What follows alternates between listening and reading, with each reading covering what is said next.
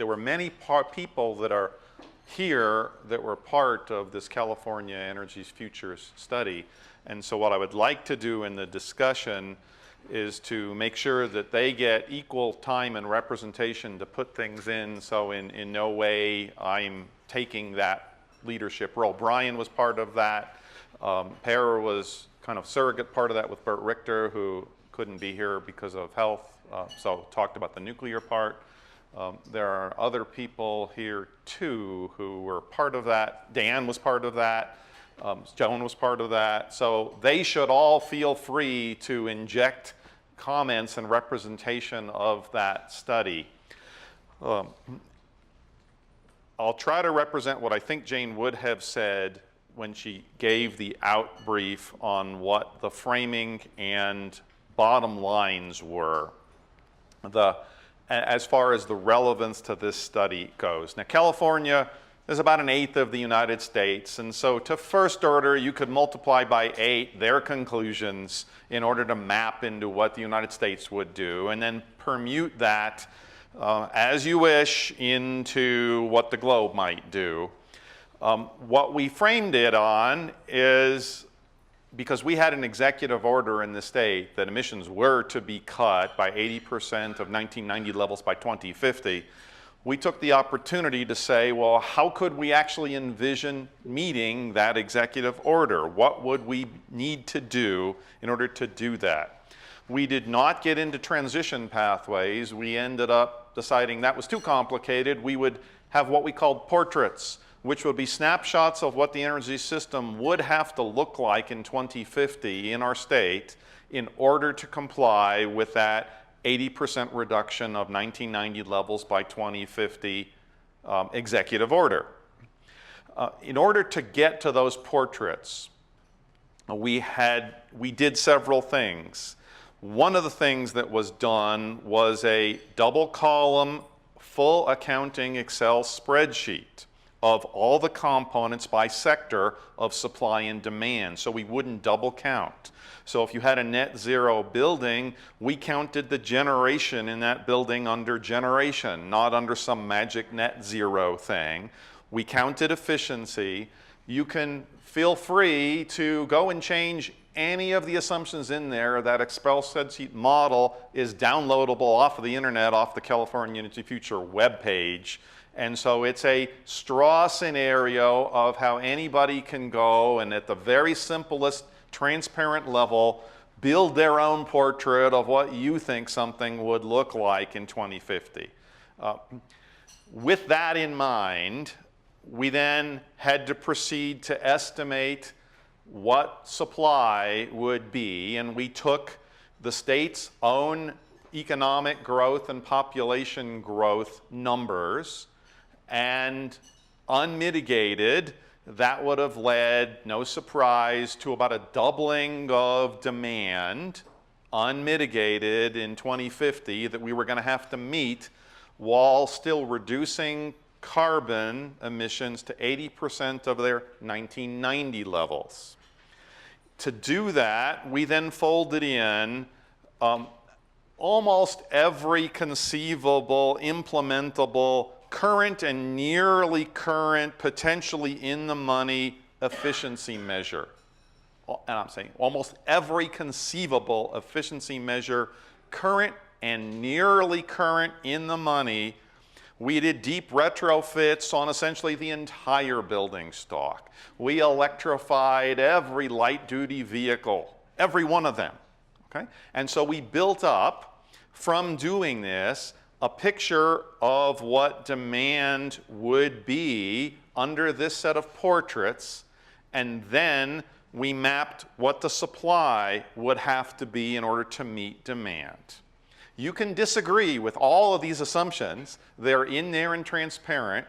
Basically, what happened with efficiency is we roughly ended up with demand being constant from 1990 levels in the state to maybe a little increase, and you can argue whether or not it was going to be double or whether or not it was constant or something in between, but it was something in that range.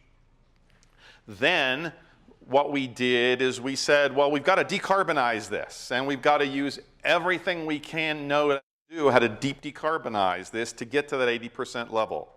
The first action we said is, poof, everything that we can electrify is electrified, because we can make clean carbon-free electricity with some known suite of technologies. So the net effect of that was that we ended up essentially doubling electricity demand, okay? Because we used it in homes and in transportation and in industry for all credible ways you could use clean electricity. That's in this model, but that's a top line that comes out. In order to meet that doubling of electricity demand, there were 3 forks in the road to get to that scenario that we were agnostic about how you did it. One was a CCS-heavy electricity model. The second was a nuclear-heavy electricity model, which of course requires a change in the laws of our state, because we can't build any new nuclear power plants unless we find a national waste repository, which there isn't. But we said there's a nuclear-heavy scenario. The third scenario we had was a renewables-heavy scenario. We never let the renewables go below 33% because we had a law on the books in the state. You had to do at least that. Now we actually have a law in our state, you have to do 50%. The net output of that was, no matter how we did that, we ended up with, because we had 33% intermittent renewables, with a gap. We had to find a way to match supply and demand, which Brian Hannigan will single-handedly get the credit and the blame for calling ZELB. Nope, Jane. Jane, I think, well, all right. Brian and Jane coined the acronym Zero Emissions Load Balancing. Now, maybe it's not load balancing, it's load following, but we know what we mean. How do you match when you have variable load supply to that variable load without suffering carbon emissions? If you did it with natural gas without CCS, we estimated that those emissions alone would have taken the system over that 80% reduction of 1990 levels. You'll hear more about that from Brian. That was one component. The second component that we had to deal with was that although California is a funny counting way, if an aircraft flies into the state, how much of its emissions do you count with an overflight in the state and how much not? No matter how we sliced it, 40% of global transportation fuel demand now is in heavy-duty trucks, ships, and aircraft. And every projection shows that that's expected to basically double.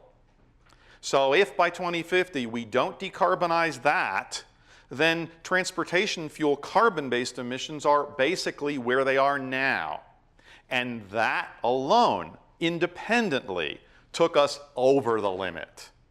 And then we also had things we didn't know how to do, which is we didn't know how to decarbonize cement, and we didn't know how to decarbonize, how to get high-temperature blast furnace heat.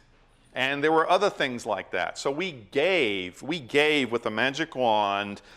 Every light-duty vehicle had an electric drivetrain, and we were agnostic as to whether or not that was with hydrogen on board or batteries on board as the energy carrier.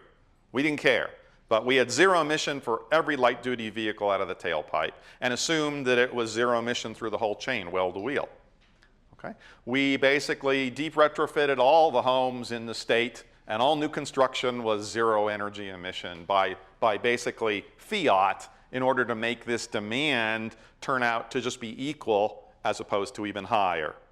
So within that scenario set, within that framework, that's why several of us think we're here.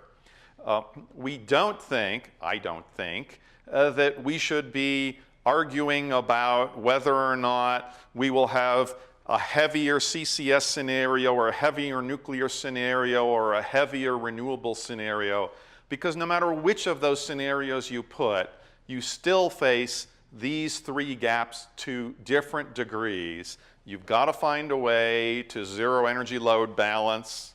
You've got to find a way to decarbonize steel and cement. You've got to find a way to do something about that segment of transportation that is put off to the end, but if we put it off to the end, we won't have an end. And so in that framing, I think that's what's on our minds.